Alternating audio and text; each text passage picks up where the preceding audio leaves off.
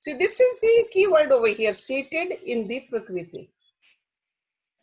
Experiences the qualities born of Prakriti. Attachment to the qualities is the cause of his birth in good and evil wombs.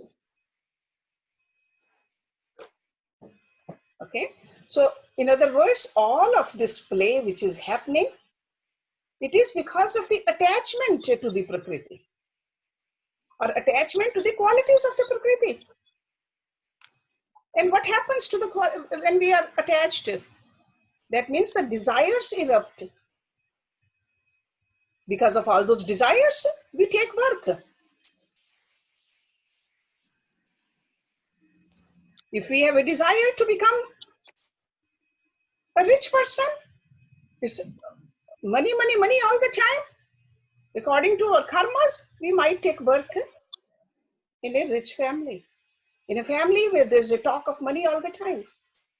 If you have a desire to learn more, we might be born into a family of learners, learned people. So the whole birth and death, coming and going, is dependent upon our desires. According to the desires, we do the actions. According to the actions, we further create new desires. They keep on growing. Let me read it again. The Purush seated in Prakriti, and that's where we are right now. This Purush. Hershji, in chapter 2, the soul is supposed to be not wetted, not dried, nothing touches it.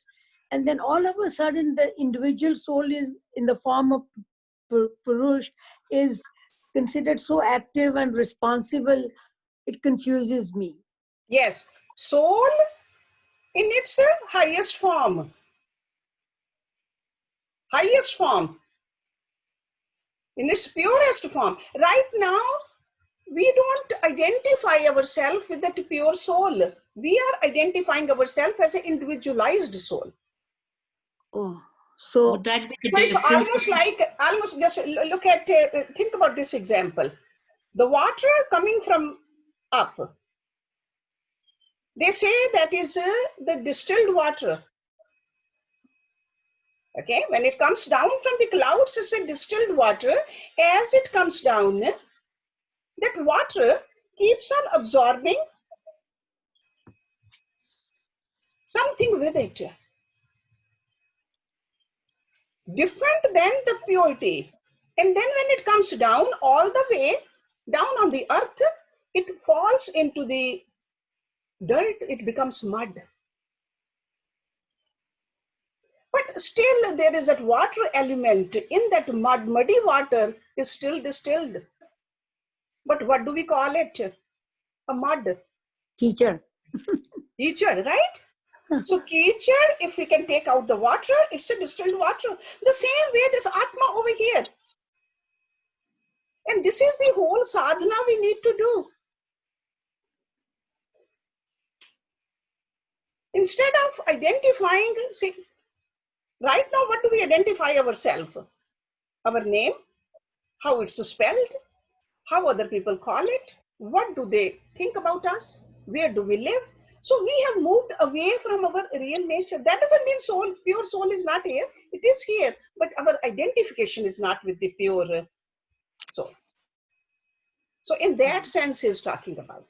And because we identify ourselves with the less than the pure, all pure soul, our desires are like that, and we just keep on taking birth.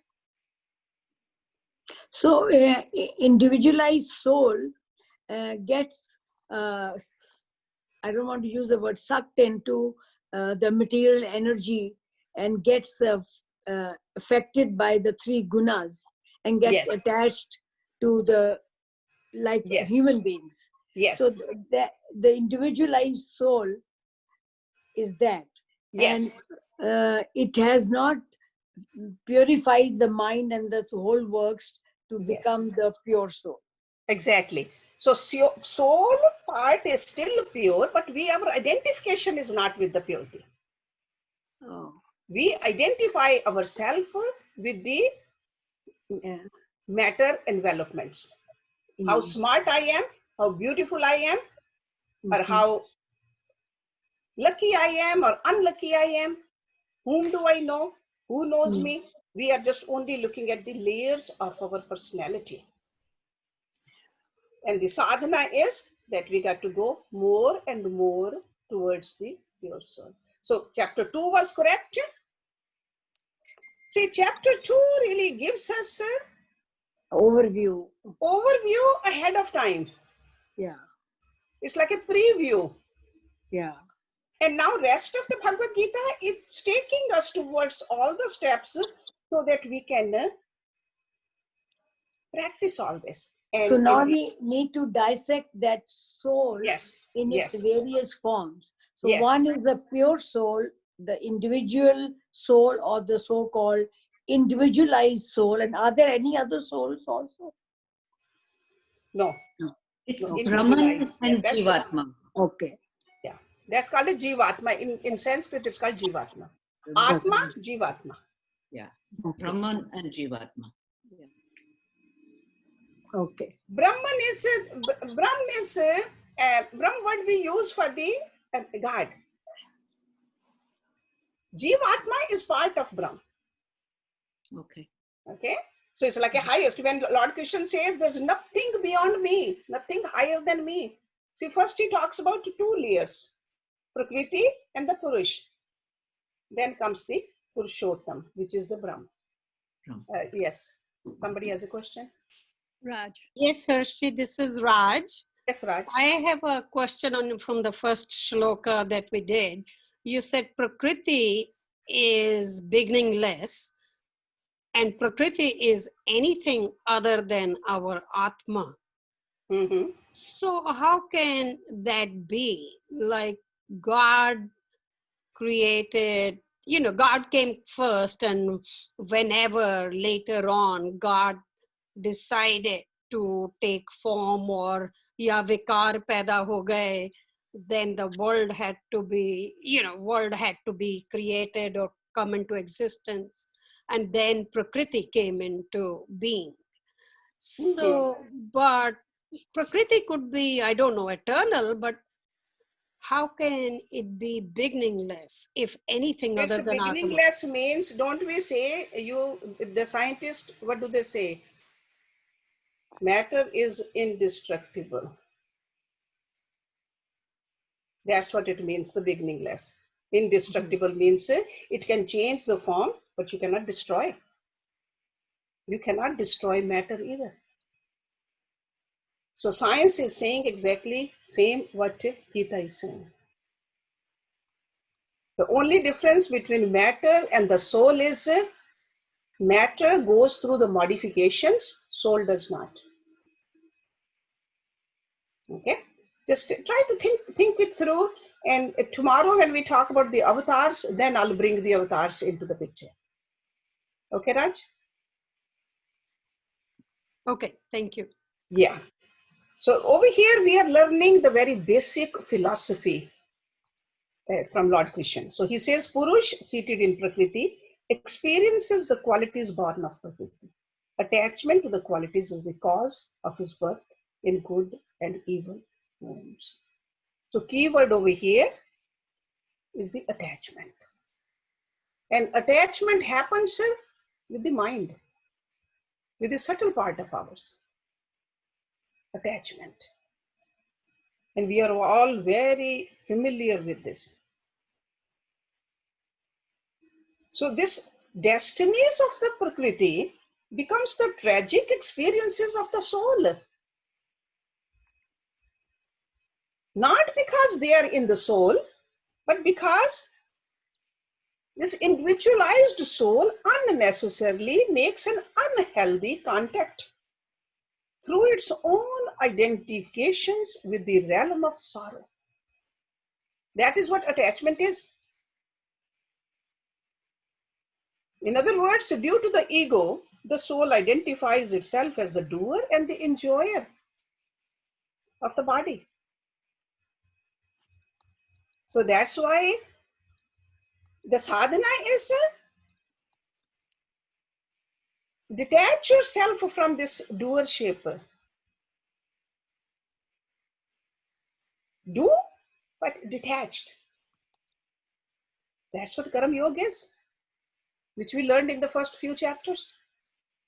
It's not that don't do it, definitely do it, but don't think you are doing it, because you are not doing it. Prakriti is doing it, and you are not the Prakriti. My mouth is speaking, that doesn't mean I'm speaking. If I can identify myself with the Atma, Atma is not speaking, mouth is speaking. How can I say I'm doing it? But identification has to be very firm over there. So this is called ignorance. What he talked about, the attachment. Attachment is the ignorance. Or attachment came out of the ignorance. You remember avidya, asmita, rag. Rag is the attachment. Dvesh, abhinivesh. So origin of all this is ignorance. We became ignorant about our real nature. Okay, so the ignorance and attachment to the field are the two causes of this birth and death. And the rediscovery of the self or the soul, or sometimes we say awakening to our spiritual nature, can be done two ways. Detachment from the field, the Purush, the Prakriti, and experience of the real knowledge. Or in other terms which we are familiar with, Vairagya and Vivek. Detach from the unreal and attach to the real. And real is only thing, Atma.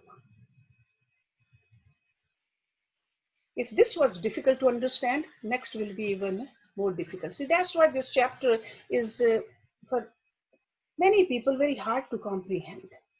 You got to just do slowly, verse by verse, word by word, keeping what we learned earlier in your mind though. So that means not forgetting the fundamentals of this philosophy. And fundamentals is what? Cause and effect, Prakriti and Purusha, and the Paramatma. All of that we got to keep in mind. What changes, what does not change? Who is real, what is not real? What is the goal of life? Keeping all that, let's try to understand next verse. Updrashtaha anumanta bharta bhogta maheshwaraha Paramatma iti cha api uktaha dehe asmin purushaha para. Updrashtaha, Sakshi, watcher, the spectator. Updrashtaha. Anumantaha. Anumanta is somebody who permits you but sanctions something, that is anumantaha. Cha means and bharta, upholds all she does. That means a supporter, bhartaha. Bhogta, the enjoyer. Maheshwara, the great Lord. Paramatma, the Supreme Self. Iti means thus, cha means and, api, even, uktaha is called, dehe in the body, asmin in this, purushaha para, Supreme Purush. The Supreme Purush in this body is also called the spectator, the permitter, the supporter, the enjoyer, the great Lord, and the Supreme Self. All these different names for that one. Why? That's what we have to understand. It's like a reflection of the moon, depending upon where it's falling, we'll say it is that. Sometimes Where it's falling could be dirty, or it could be shaking, or it could be crystal clear. Moon doesn't change when the reflective medium changes. The same thing over here.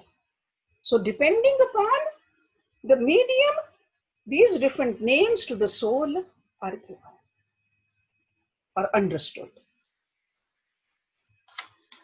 So let's start with the first one, Upadrashtaha.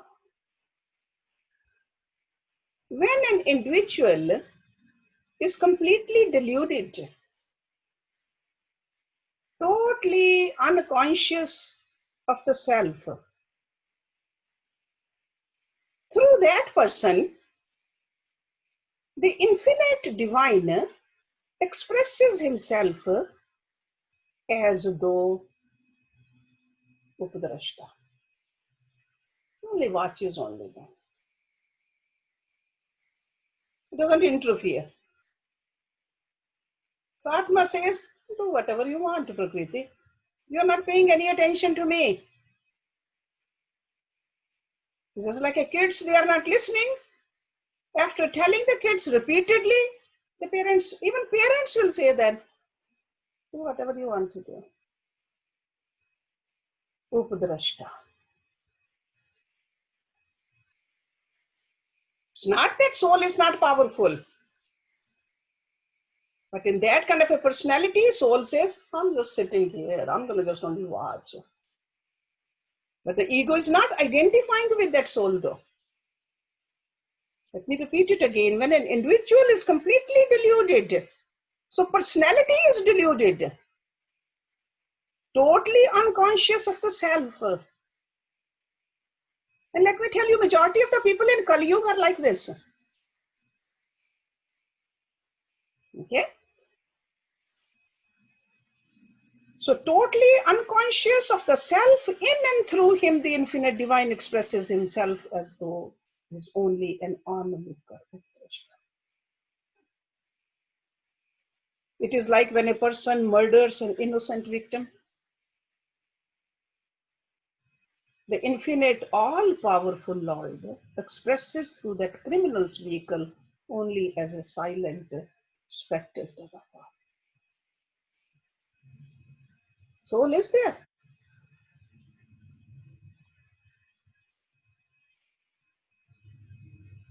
When we feed ourselves with a dead animal, nothing happens to us. Soul is there, but no feeling, no compassion. That somebody had to die, somebody had to be killed to feed me. It's at that level. When the proper actions are undertaken, the mind is in a quiet mood. When the individual actor is not totally forgetful of the self, in such a being, the Supreme expresses himself as permitter, Anumantaha. This is the second word. Okay. On one hand, he sits there and watches and does not interfere with the individual soul. On the other hand, he's said to be the permitter, supporter, and the enjoyer. In other words, how could he be just sitting quietly as a witness, but then also be permitting and what is the other word? Sanction giver, whatever. Okay, let me tell you, he is always there. It's like parents are always there. And then if the children don't listen, the parents watch. But if children start to listen, parents will give the advice.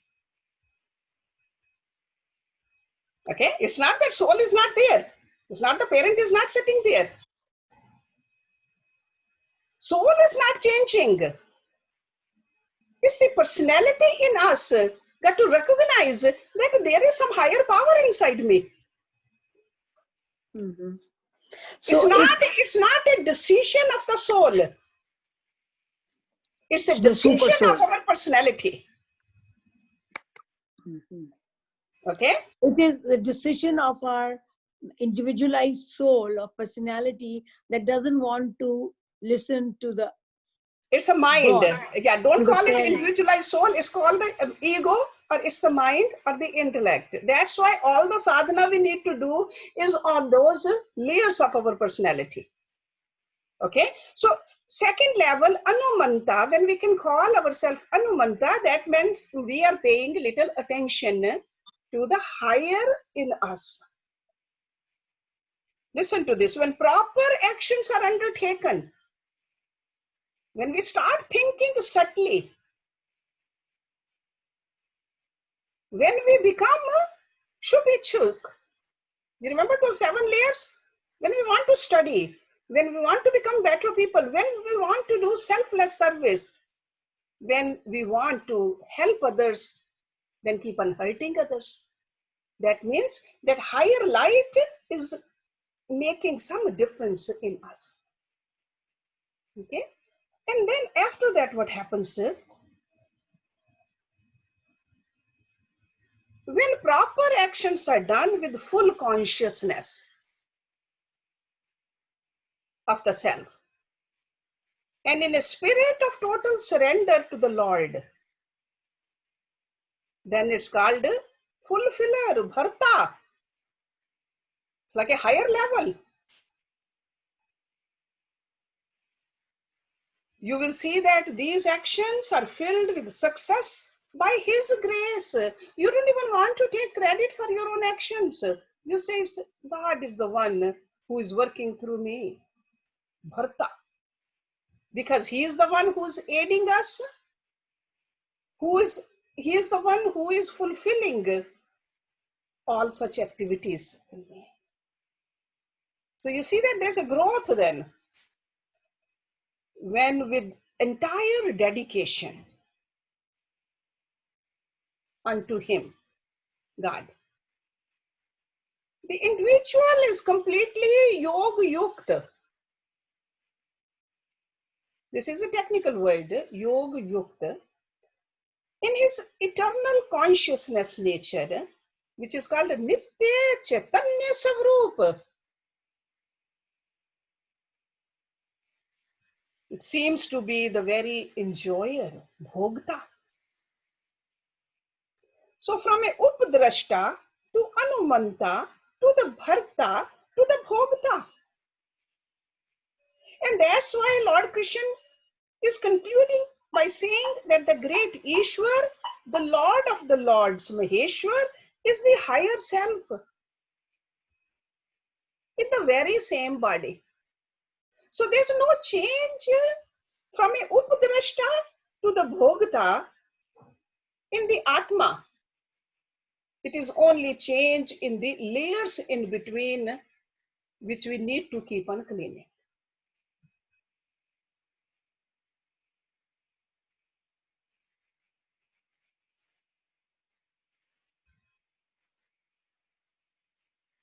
So Supreme Self is indicated in terms of what it looks like in its manifestations.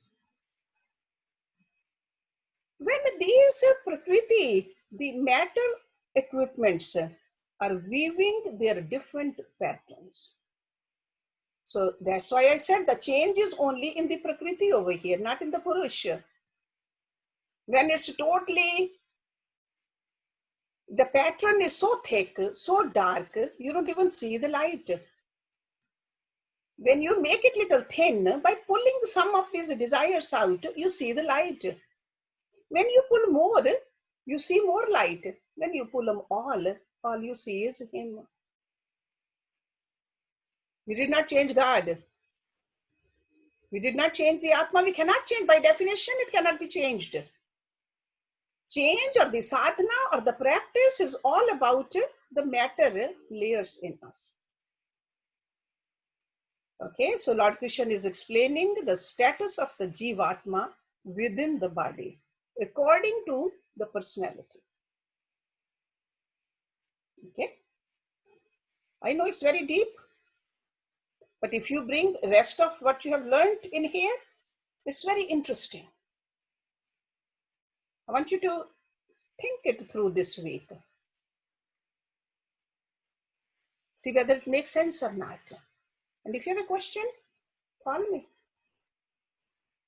Come to me. Okay? We're going to do one more verse and then we're going to stop. Because after that, Lord Krishna is telling us how you can achieve it also. He doesn't leave us in the midstream.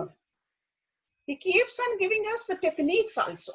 That's why I always tell you that Bhagavad Gita is a very scientific textbook. Tells us, this is where you are, this is where you need to be, how to go there, and when you get there, how will you feel? All of it's mentioned here. So let's do just one more verse. Ya evam veti purusham prakritim cha gune sah sarvatha vartmana api na sabhuya abhijayate.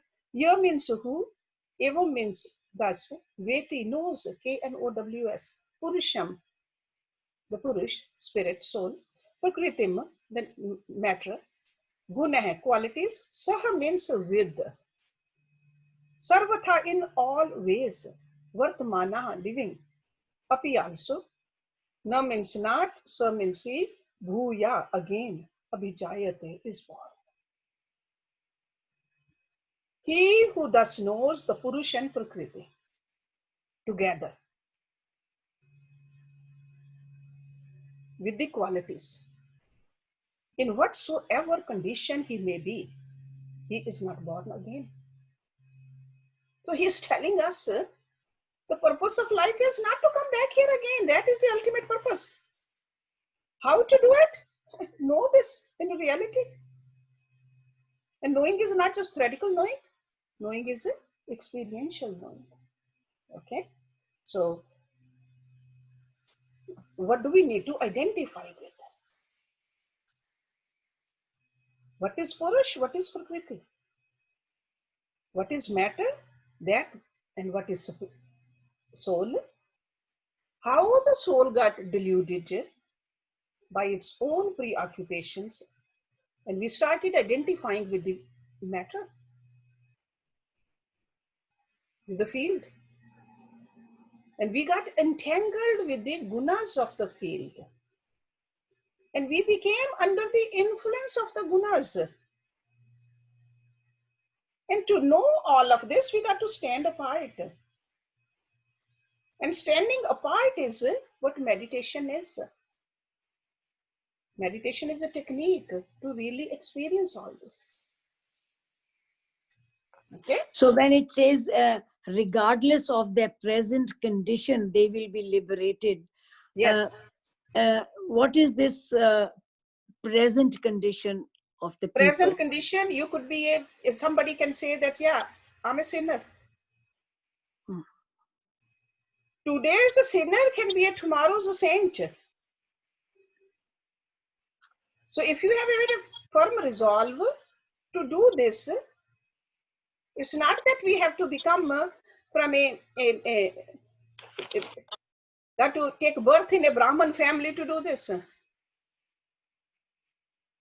This ordinarily we think that Brahman family is more learned. No, today, no matter where you are, whatever you are doing, if you have made a firm resolve to truly distinguish this, know this, and detach from the unreal and attach to the real, he says, you don't have to come back again.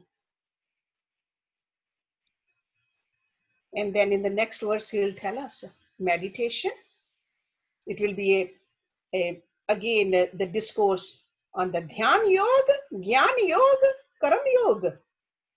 We'll talk about all that. Whichever path you want to follow, follow that, and you will reach there. Very clearly he talks about, there's no ifs and buts about it. See, the ignorance about ourself has led us to our present predicament. We have forgotten our real nature, and we have been identifying ourselves, which we are not. We are not the body, and we think we are the body. Not only we think the body, we just want to brag about this body. And bragging about the body, and at the same time, then we do a lot of other actions which keep on giving more and more darkness in our personality. Okay, so this knowledge is very important, but knowledge alone is not going to get us there. We need to practice also. And standing apart is the practice. That's part of the practice. So standing apart. Just like I say, meditation. In meditation, we say we are not the body, we are not the mind, we are not the intellect, we are the soul, which wants to merge with the super soul. To truly experience that, and it takes time. In order to become proficient in something in the worldly level also, it takes practice. How long did it take us to walk, talk, or have a degree so that we can pay our bills, or even driving? So many things we have learned with a lot of effort. But something which is the most important thing we need to do, we think it should happen automatically. It's not going to happen automatically. Got to make a firm resolve. So Urmil, that's what he's saying. No matter where you are, what you're doing. We have many, many examples in the history. A person stooped in ignorance became a realized saint. Okay, so no matter where. Okay, so we'll talk about the several paths, because Lord Krishna talks about the knowledge, but knowledge, not just a bookish knowledge, but the realized wisdom he's talking about actually. And this realized wisdom dawns upon us with the help of the practice. So let's just stop it here. It's almost 11:30, and you can ask the questions after the chanting, because some people like to leave right after the chanting. So, but you stick around. If you have any question, we can discuss it further. So Many, if you don't mind putting some meditative Should I chant. start? Yeah, please start. Start. Krishna Govind Govind Gopal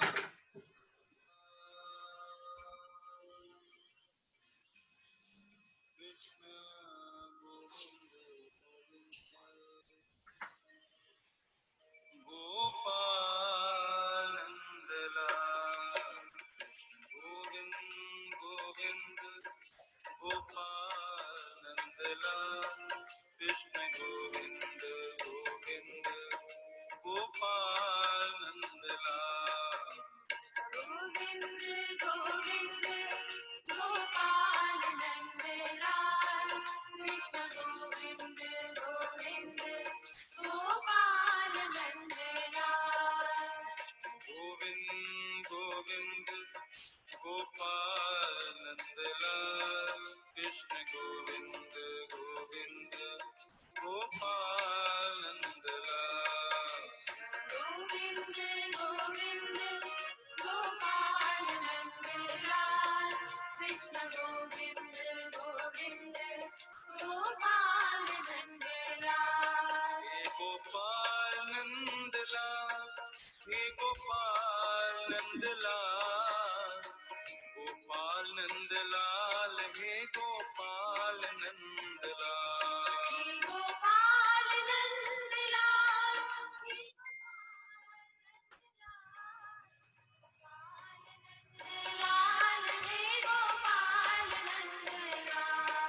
He Gopal Nandalal He Gopal Nandalal Gopal Nandalal He Gopal Nandalal He Gopal Nandalal He Gopal Nandalal Gopal Nandalal He Gopal Nandalal Govind Govind Gopal Nandalal Krishna Govind Govind Gopal Nand Lal.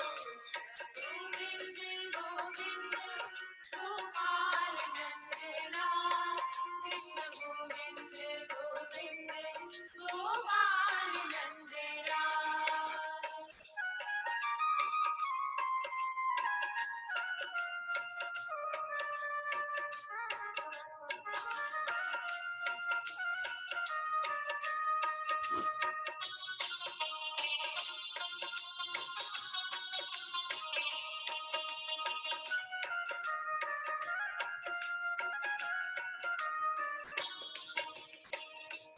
हम प्रेम नगर की बंजारन,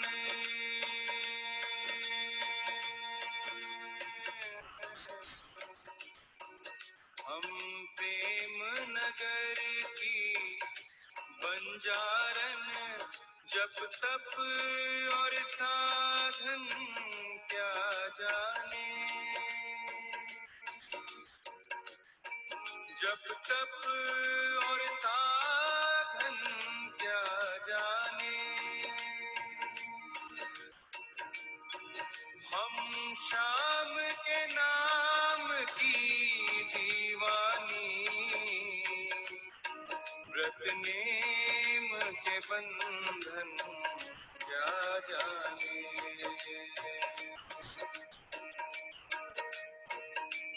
हम bridge की भोरी ग्वालनिया,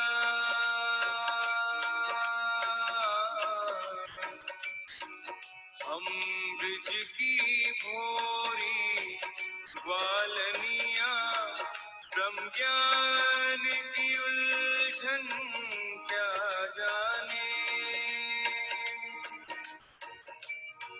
ब्रह्म ज्ञान की उलझन क्या जाने। ये प्रेम की बातें हैं ऊधो,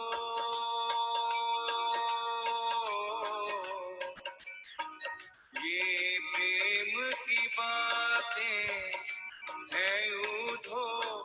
कोई क्या समझे कोई क्या जाने। मेरे और मोहन की बातें या मैं जानूं या वो जाने। हे गोविंद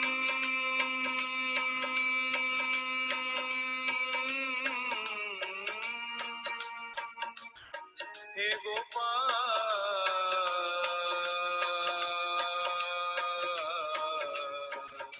हे गोपाल।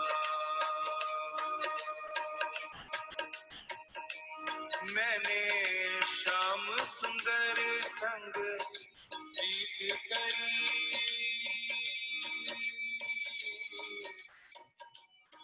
मैंने श्याम सुंदर